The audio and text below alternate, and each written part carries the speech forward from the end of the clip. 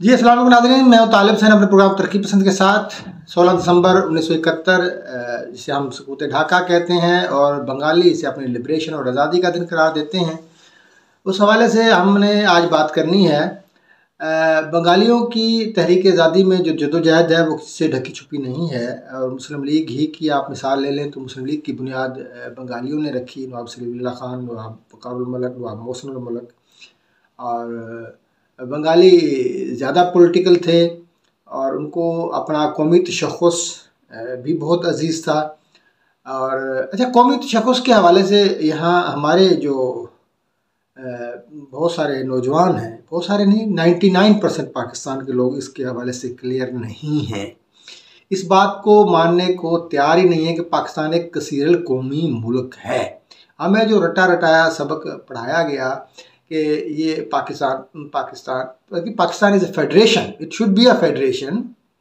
और कौमी ज़बान का जो मामला है, कौमी ज़बान देखें, तमाम कौमों की बसने वाली जो इसमें के अंदर हैं, मुख्तलिफ़ कौमें आबाद हैं, मुख्तलिफ़ ज़बानें हैं, मुख्तलिफ़ कल्चर है, तो ये सब की एक कौमी ज़बान जो है यहाँ पर।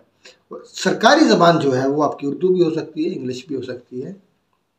तो तमाम ज़बानों को कौमी ज़बान जो है वो होना चाहिए। अच्छा, बाकी जो कौमी मसला है देखें, बलोच है, पख्तून है, सिंधी है, पंजाबी है। पंजाब का तो खैर अलग मामला है, यहाँ तो उस तरीके से हम लोग बात नहीं करते, जो खुशहाल हैं यहाँ पर। और जहाँ महरूम तबकात हैं वहाँ कौमी मसला बड़ी शिद्दत के साथ मौजूद है।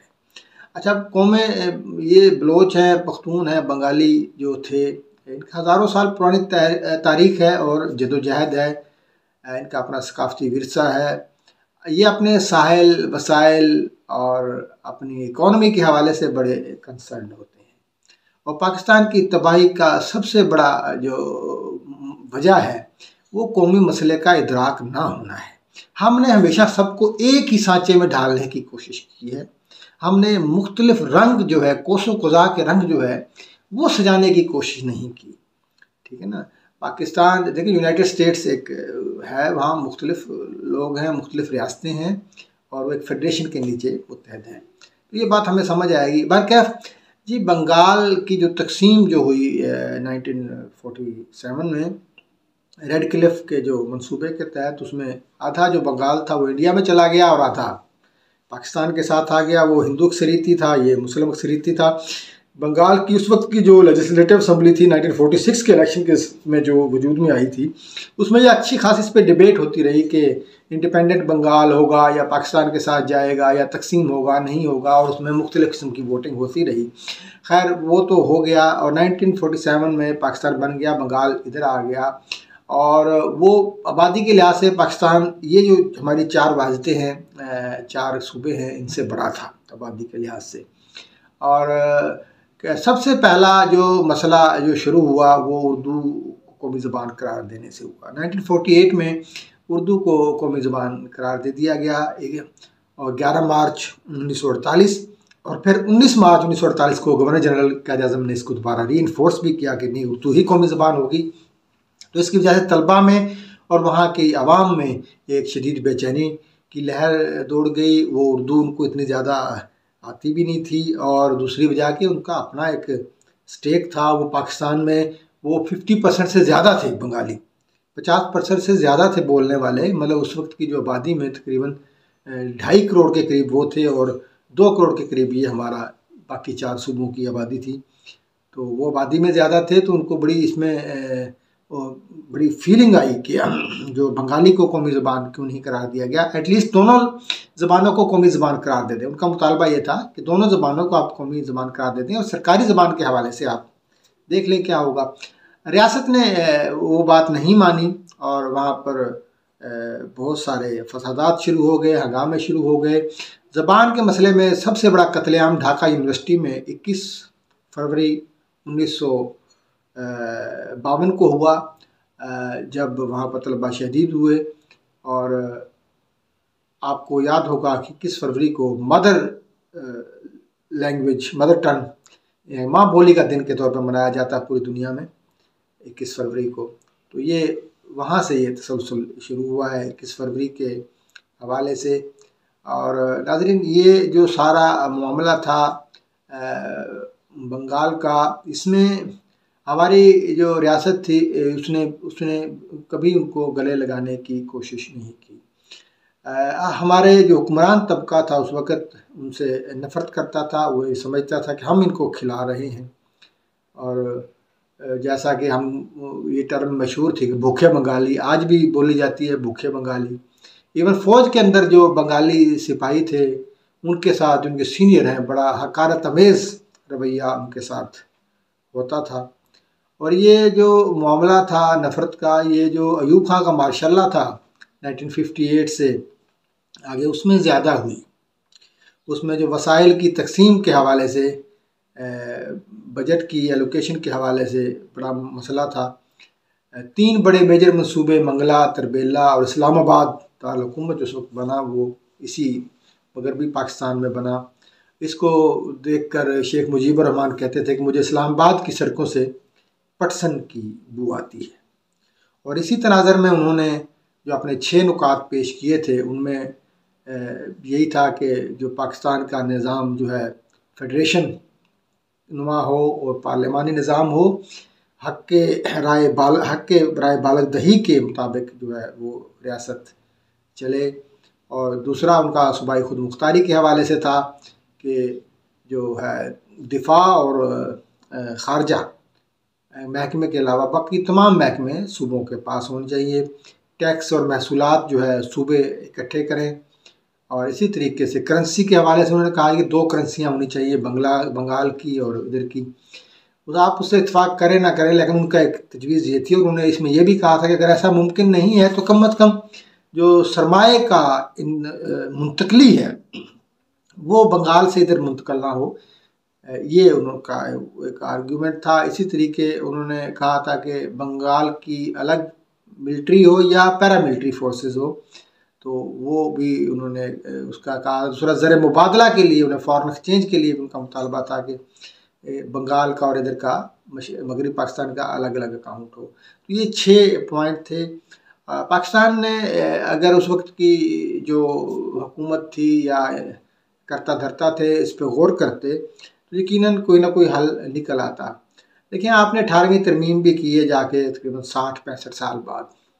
तो अगर ये 18वीं तरमीम उस वक़्त हो जाती, मतलब 18वीं तरमीम से मुराद ये है कि ये जो अमल जो है सूबाई खुद मुख्तारी का, तो शायद बंगाल अलग ना होता।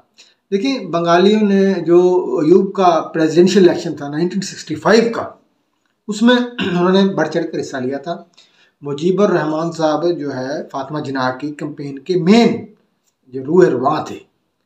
बदकिस्मती से अयूब साहब ने जो है धांधली के ज़रिए अपने आप को सदर मुंतखब करा लिया, जिसकी वजह से बड़ी बेचैनी फैली बंगाल के अंदर भी और बाकी रेस्ट ऑफ द पाकिस्तान में। और पाकिस्तान के लीडर जो है आखिरी दम तक जोड़ने की कोशिश करते रहे, जिसमें वली खान थे, गोश बख्श बुज़िंजो थे और दीगर तरक्की पसंद रहनुमा बार बार कोशिशें करते रहे। लेकिन अयूब खान ताकत के नशे में थे, याहिया खान भी ताकत के नशे में थे। तो वो बंगालियों को चाहते ही नहीं थे कि वो इधर जो है सारा मामला सेटल हो जाए। देखिए, बंगाली सियासी शऊर बहुत ज़्यादा रखते थे, चूँकि वहाँ पर जागीरदाराना निज़ाम 1951 में ख़त्म हो गया था और वहाँ की तहरीकें अवामी थी। यहाँ जागीरदारों का तसल्लुत था और जागीरदार प्रॉक्सी थे इस्टेब्लिशमेंट की, ठीक है ना जी। उसके जो है उस पर चलते थे डोरियां हिलाने पर। आज भी उसी की डोरियां हिलाने पर चलती हैं। आज जागीरदार के साथ सरमायादार और प्रॉपर्टी डीलर सारे शामिल हो गए हैं। तो जागीरदार तो खैर वो थोड़े रह गए सियासत में, सिंध में है खैर सरमायादारों का कब्जा आ गया पाकिस्तान की सियासत में। तो वहाँ अवामी रंग था, यहाँ सरमायादाराना जागीरदाराना रंग था। और बाकी वो अपने पटसन के हवाले से आदमजी जूट मिल जो 1952 में वहाँ पर बनी थी, वहाँ 19,000 बंदा काम करता था। उसके हवाले से भी वो उसे सुनार बंगला कहते थे मुजीबुर रहमान, और उसको बारे में भी कहते थे कि हमारा इस्तेसाल हो रहा है, सारी चीज़ हमारे लोगों को यहाँ पर कम नौकरियाँ मिलती हैं और मुनाफा सारा जो है वो चला जाता है मगरबी पाकिस्तान में। और इसी तरीके से उनके जो पाकिस्तान के जो खदोखाल थे उनके हवाले से उनका एक क्लियर एक नुक्ता नज़र था कि एक फेडरेशन होना चाहिए, साहिल वसाइल दीगर चीज़ें जो है कौमों की मलकियत होनी चाहिए। तो ये अयूब खां के दौर में ये ज़्यादा चीज़ें एलिवेट हुई और फिर 70 के इलेक्शन जो हुए उसमें 300 सीटें थीं पाकिस्तान की, जिसमें से 162 सीटें थी मशरकी पाकिस्तान बांग्लादेश की और बाकी 138 सीटें इन चारों सूबों की थी। तो 300 सीटों में से 160 सीटें मुजीबर रहमान की पार्टी जीत गई और 81 सीटें भुट्टो साहब ने जीती, जो कि इधर की साइड से थी ज़्यादा, और वाज़ेह मेजॉरिटी थी अवामी लीग की।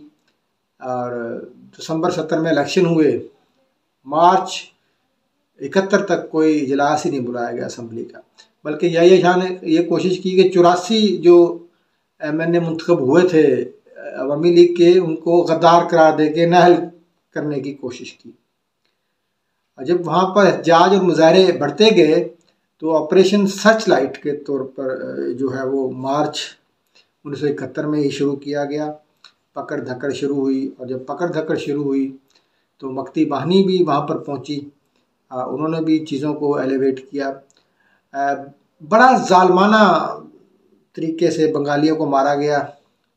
पाकिस्तान की फ़ौज थी, पाकिस्तानी फ़ौज के फ्रंट जो थे जमात इस्लामी के जो रज़ाकार तंजीमें थी, अल बदर, अल शम्स और इसके साथ और बाकी सिविलियन रज़ाकार तंजीमों ने, कहा यह जाता है कि 3 मिलियन के करीब बंगाली जो है वो कत्ल हुए और बहुत सारे बेघर हुए, इंडिया की तरफ माइग्रेट कर गए। 2 से 4 लाख ख़वातीन, दुनिया की जो मुख्तलिफ़ किताबों में लिखा गया है 2 से 4 लाख बंगाली ख़वातीन का रेप हुआ। और उधर से बंगालियों ने बिहारी ख़वातीनों का रेप किया, जो बिहारी जो कि प्रो पाकिस्तानी थी, उनका भी रेप हुआ। 2 से 4 लाख ख़वातीन का जो है रेप हुआ और उसके बाद वो ख़वातीन की ज़िंदगी अजीरन हो गई, कुछ अबॉर्शन की तरफ भी गई, कुछ के नाजायज़ बच्चे पैदा हुए जिनका कोई वाली वारिस नहीं था, सोसाइटी में वो एक कर्ज की अलामत बन गई। फिर एक 1972 में मेरा ख्याल है एक प्रोग्राम चला था एडॉप्शन का, बच्चों को एडॉप्ट करने के हवाले से, तो बहुत सारी तंजीमों ने वो बच्चे एडॉप्ट किए जो कनाडा और हॉलैंड में आज रिहाइश पजीर हैं। और पीछे कुछ ऐसे भी सुनना आया था बहुत सारे लोग अपनी माओं को ढूंढने बांग्लादेश आए।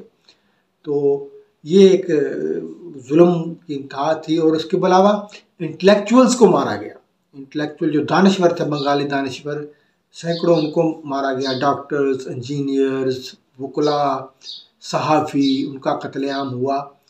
और दुनिया की मेरे ख्याल है कि बहुत बड़ी ब्रूटैलिटी थी आफ्टर 1947 जो हुई, वाकई हुई। पाकिस्तान में इस पर बहुत कम बात होती है, हमारे यहाँ ये बातें लिखी नहीं जाती और इनको बोलना भी मुश्किल है। तो एक स्याह दिन था और पाकिस्तान की तरफ से जनरल नियाज़ी जो वहाँ पर मौजूद थे, जिन्होंने हथियार डाले, आप सबको पता है कि कैसे हथियार डाले जनरल अरोड़ा के सामने, एक शर्मनाक था। 90,000 फौजी वहाँ पर जो है कैद हुए। आज के जो असद उमर साहब और ज़ुबैर हैं उमर, जिनके वालिद जनरल गुलाम उमर, उनका भी एक किरदार था। उनका किरदार ये था कि ये पॉलिटिकल जो मैनेजमेंट थी वो उन्होंने करनी थी कि वहाँ जो असम्बली का इजलास ना हो, किसी तरीके से इसको डिले किया जाए, तो इनका भी किरदार था। जनरल टिक्का खां का भी किरदार था, उनको बुच्चर बंगाल का कसाई कहा जाता था जनरल टिक्का खान को, जनरल मिठा, और बहुत सारे लोग थे। बहुत सारे जनरल ऐसे भी थे जो इसके ख़िलाफ़ थे, जैसे असगर खान और काफ़ी लोग थे। तो ये बड़ा एक स्याह बाब था तारीख़ का। इससे हमने सीखा कुछ नहीं है। हम आज भी पाकिस्तान में देखिए 71 से 2000 में 8 या 9 में हुई, 8-11 तरमीम, 30-40 साल बाद हमने जाके की, अभी वो भी पूरी नहीं की। अभी रेकोडेक का मसला देख लें ना, वफाक इसमें इन्वॉल्व हो गया है, तो सैंडिक का मसला है, सुई गैस का मसला है। तो हम सूबों को इंडिया की तरह एक फेडरेशन नहीं बनाना चाहते। हम इंडिया की मिसालें तो देते हैं, इमरान खान भी देते हैं और कमर जावेद बाजवा भी दे गए थे आखिरी तकरीर में। तो इंडिया में रियासतों के इंतखाबात होते रहते हैं, हमारे रियासतें खुद मुख्तार हैं और जो सेंटर है वो ख़जाना को देखता है, खारजा को देखता है और डिफेंस को देखता है, बाकी चीज़ें वहाँ पर रियासतें करती हैं। हमारे यहाँ ऐसा नहीं हो सका। और हम आज भी बलोचों को ताकत के ज़रिए कुचल रहे हैं। तो नेगोशिएशन पर हम यकीन नहीं रखते। हालांकि मुज़ाकरात में हल मौजूद है। डॉक्टर मालक जब हुकूमत थी तो बहुत बड़ी डेवलपमेंट हुई डॉक्टर मालक की हुकूमत में, और उसके बाद इस पर कोई सरगर्मी नहीं हुई। बांग्लादेश ने आज जो तरक्की की है पाकिस्तान से बहुत आगे है। जिसको हम भूखे बंगाली कहते थे वो आज बहुत आगे हैं हमसे। 4-5 चीज़ें हैं जो उन्होंने की हैं। नंबर 1 तो वो जमहूरियत की तरफ आ गए हैं पिछले 15-20 साल से। अनइंटरप्टेड डेमोक्रेसी, फौज को उन्होंने पीछे धकेल दिया है और ये बहुत बड़ी कामयाबी है। नंबर 3 ख़वातीन की पार्टिसिपेशन है और इकानमी में। नंबर 4 जो है मजहबी रवादारी, उन्होंने मजहबी जमातों को, मजहबी तंजीमों को बहुत पीछे कर दिया है और मज़हब का कोई लेना देना नहीं है सियासत से। और नंबर 5 जो सबसे अहम है कि उन्होंने अपनी इकॉनमी ग्रास रूट लेवल से उठाई है। ग्रामीण बैंक का आपने नाम सुना होगा, उसका बड़ा किरदार है। तो ग्रास रूट लेवल से, कॉटेज इंडस्ट्री से उन्होंने अपनी इकॉनमी उठाई है, तो इसलिए वो हमसे आगे है। नाज़रीन, ये एक स्टोरी थी बांग्लादेश के हवाले से मुख्तसरन जो आपसे बयान की। बहुत शुक्रिया। अल्लाह हाफ़िज़।